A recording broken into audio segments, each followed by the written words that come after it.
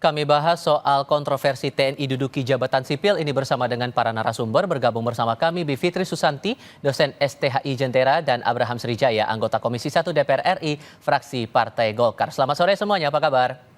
Selamat sore. Awalnya dikhawatirkan ini tidak akan dibatasi, namun ternyata tetap dibatasi. Bedanya yang semula 10, Mbak Bivit, sekarang bertambah 5, jadi 15 lagi. Sejauh mana Anda membaca upaya untuk pembatasan ini, tapi ternyata malah ditambah dari 10 jadi 15 kementerian? Ya, saya ingin menyorotinya sebagai suatu fenomena tawar-menawar ya dalam proses legislasi. Yang pertama-tama pasti mesti kita apresiasi dulu bahwa masukan dari publik, tadi ya beberapa lembaga sudah diundang, Al-Araf tadi dari yang parsial segala macam, berarti paling tidak didengar dulu. Nah, masalah jumlahnya itu yang harus diperhatikan.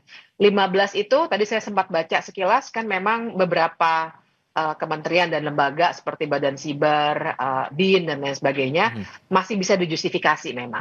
Jadi di titik ini saya kira apresiasi dulu yang diberikan. Nah, tinggal nanti jangan sampai begitu panja, kan nanti kan panja ada detail pembahasan soal kemungkinan bahas perubahan kata-kata dan lain sebagainya. Itu kita jaga jangan sampai bertambah lagi, dan juga mekanismenya seperti apa pengunduran dirinya, dan kepastian poin utama dari pembatasan dan pengunduran diri itu kan supaya kompatibilitas antara sistem birokrasi yang demokratis yang memang tidak kompatibel dengan militerisme yang biasanya sistemnya komando. Kita tidak mau top down, tapi kita maunya bottom up. Nah, yang semangat itu yang mesti dibaca, jangan sampai nanti begitu dipanja ada perubahan-perubahan lagi. Tapi sejauh ini dari 10 sampai 15, saya kira kita tidak sekedar bermain angka, tapi kita mesti melihat perinciannya, dan sejauh yang saya amati masih bisa diterima begitu. Yang penting masalah bisnisnya tetap harus dibatasi, dan juga jangan sampai boleh masuk secara otomatis dan tanpa batasan tertentu ke semua aspek pemerintahan. Yang bertambah yang saya pahami, Mas Abraham, ada di Kementerian KKP, ada Basarnas, BNPT, Bakamla, dan Kejaksaan Agung. Kalau dari DPR sendiri membacanya, kenapa kemudian ditambah ke 5 kementerian lembaga ini? Apakah ada masalah sebelumnya? Oke, pertama-tama terima kasih Mbak Bivitri. Ini yang sebetulnya dari kemarin saya mencoba untuk sampaikan bahwa penambahan ini adalah penambahan yang terbatas dan sebetulnya hanya memperjelas dari Undang-Undang 34 berikut dengan Perpres tahun 2016 dan Perpres tahun 2021. Jadi ini bukan hal baru. Artinya apa? Di Undang-Undang 34 tahun 2004 itu sudah ada 10 jabatan sipil yang dikecualikan. Di Perpres 2016 itu sudah masuk Bakamla, BNPT, dan BNPB.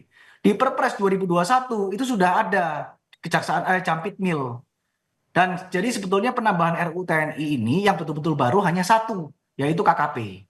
Nah, melihat dari perkembangan ini semua, adanya Perpres dan lain-lain, dan melihat Undang-Undang TNI kita yang sudah lama, dibuatlah RUU TNI ini untuk memperjelas ini semua. Karena frase-frase yang digunakan dalam Undang-Undang TNI ini masih menggunakan frase zaman dahulu tahun 2004 maupun nomenklatur zaman dulu. Jadi ini semuanya akan memperjelas segalanya.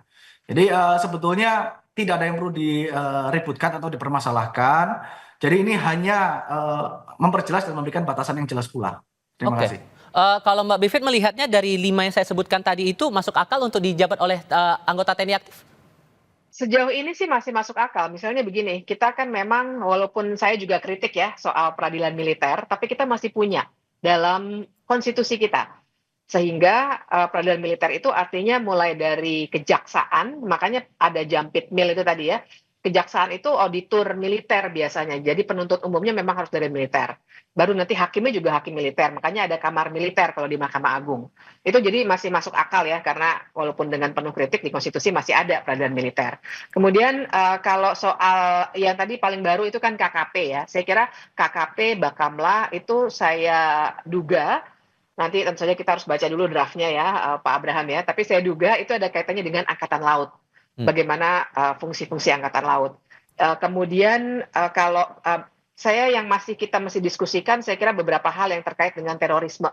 Nah, ini juga yang kita harus hati-hati, karena betul terorisme itu sudah masuk di Perpres, dan kemudian dalam kenyataannya kita punya tantangan paling tidak besar sekali di masa yang lalu, tapi sekarang kita mesti diskusikan lebih lanjut, barangkali nanti di Panja bisa dielaborasi lebih lanjut, apakah untuk terorisme kita memang membutuhkan tugas TNI sebagai pertahanan kalau menurut pasal 30 Undang-Undang Dasar ya. Tidakkah itu masuknya ke soal penegakan hukum oleh polisi? Nah, ini yang kita perlu kaji. Dan Anda sempat menyinggung juga yang perlu diperhatikan adalah soal bisnisnya. Ini arahnya kemana nih Mbak maksudnya Mbak Bivit? Iya, karena terus terang saja saya dan banyak sekali orang masih punya kekhawatiran soal bisnis militer. Kita harus jaga betul, jangan sampai dibuka kemungkinan untuk melakukan tindakan-tindakan usaha. Karena kita sudah punya pengalaman, bahkan dulu jangan lupa sempat ada tim khusus ya untuk membereskan bisnis militer. Dulu saya ingat sekali ketuanya Pak Eri Harja Pamekasan itu. Belum selesai kerja-kerjanya, tapi artinya kita sudah punya catatan sejak awal reformasi sektor keamanan dulu, awal-awal reformasi, bahwa bisnis militer harusnya ditutup. Jadi kalaupun memang ada kebutuhan-kebutuhan untuk kesejahteraan prajurit, kita selesaikannya secara kebijakan. Bagaimana caranya supaya kesejahteraan prajurit membaik. Tapi bukan dengan memberikan peluang bisnis, karena nanti akan ada ketidakseimbangan dalam berbisnis, tidak ada kompetisi yang baik, dan pada akhirnya juga akan membuka peluang-peluang abuse ya, apalagi sampai sekarang bahkan untuk tindak pidana korupsi dan banyak tindak pidana lainnya ada peradilan militer yang walaupun masih keliru tapi masih diterjemahkan siapa yang melakukan. Kalau tentara yang melakukan maka dia tidak akan masuk ke peradilan umum. Jadi banyak sekali persoalan yang teknis di soal bisnis militer ini. Soal ini mungkin Mas Abraham bisa berikan tanggapan ataupun juga hal-hal apa yang mungkin jadi kekhawatiran dan apa yang mungkin menjadi tindak lanjut yang akan diambil oleh DPR. Tapi jawabnya nanti ya Mas ya. Kita jeda sebentar, kami segera kembali. Masih. Akan diskusi bersama Bivitri Susanti dan Abraham Srijaya. Mas Abraham, ada kekhawatiran dari Mbak Bivit soal bisnis militer di balik revisi undang-undang ini. Sejauh mana Anda merespon itu? Jadi begini, ini kan semuanya masih bergulir, nanti kita akan bahas bersama di dalam Panja. Tapi kalau dari saya pribadi, ini pendapat saya pribadi, tentunya saya pribadi tidak sepakat kalau misalnya TNI bisa berbisnis. Apalagi kalau misalnya bisa berbisnis dalam tender-tender pemerintah, itu justru akan menciptakan ketidakadilan.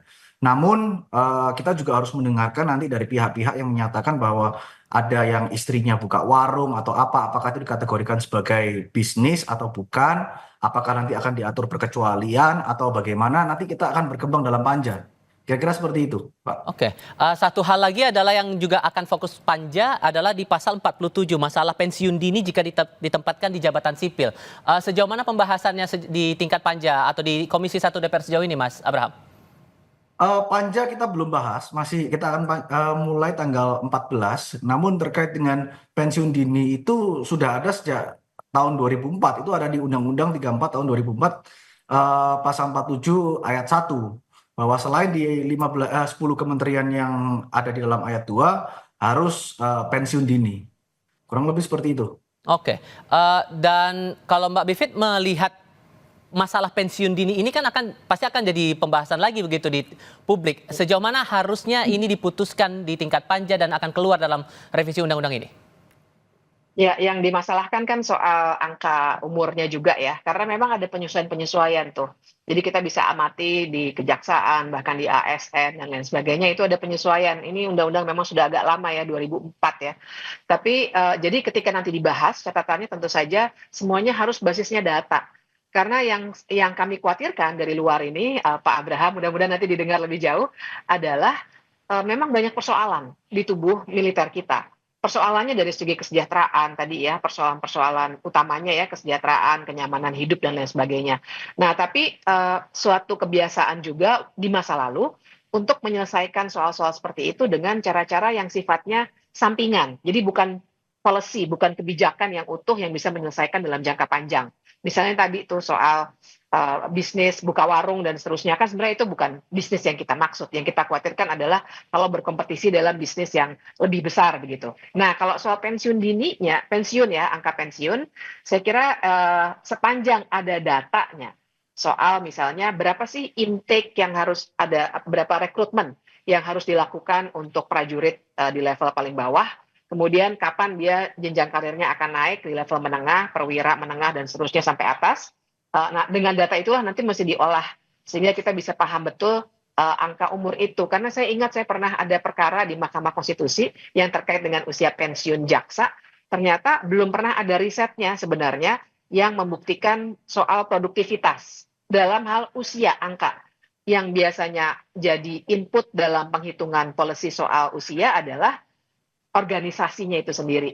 Nah, jadi itu saya kira satu hal yang nanti harus diperhitungkan betul di Panja. Mudah-mudahan datanya tersedia dan tidak ada bias dalam melihat perkembangan-perkembangan soal usia pensiun ini. Termasuk ada kekhawatiran masalah dui fungsi TNI ini juga, Mas Abraham. Apa yang bisa dijamin oleh DPR soal ini? Ya, jadi masyarakat tidak perlu khawatir. Sekali lagi saya sampaikan di sini, dui fungsi itu tidak mungkin bisa kembali dan tidak dimungkinkan bisa kembali dan tidak akan kembali. Karena sekali lagi bahwa konstitusi kita itu menjamin itu. Lewat pasal berapa? Pasal 39 Undang-Undang TNI, bahwa TNI dilarang berpolitik. Dan sejarah mengenai dui fungsi TNI ini harus ditarik ke belakang, itu panjang sekali. Jadi bukan ujuk-ujuk Orde Baru mulai langsung difungsi, enggak. Tapi mulai dari revolusi kemerdekaan, masuk ke demokrasi parlementer, dekret presiden, lalu ke demokrasi terpimpin, G30 SPKI, baru masuknya Soeharto dan muncullah Orde Baru di situ. Barusan muncul itu namanya dui fungsi TNI, masuk fraksi ABRI di DPR. Dulu ada namanya ABRI birokrat Golkar. Itu fraksi ABRI di DPR itu tidak dipilih oleh masyarakat, itu ditunjuk. Jadi di era kita yang sekarang ini, kita ini menjunjung tinggi supremasi sipil. Jadi semuanya itu di DPR sipil, presiden kita sipil, Menhan sipil. Jadi nggak perlu ada yang dikhawatirkan, itu tidak akan terjadi lagi, dan pasal 39 itu tidak kita revisi. Oke, Mas Abraham, Mbak Bivitri, terima kasih banyak sudah mau berdiskusi bersama kami. Sehat selalu semuanya, selamat sore. Terima kasih.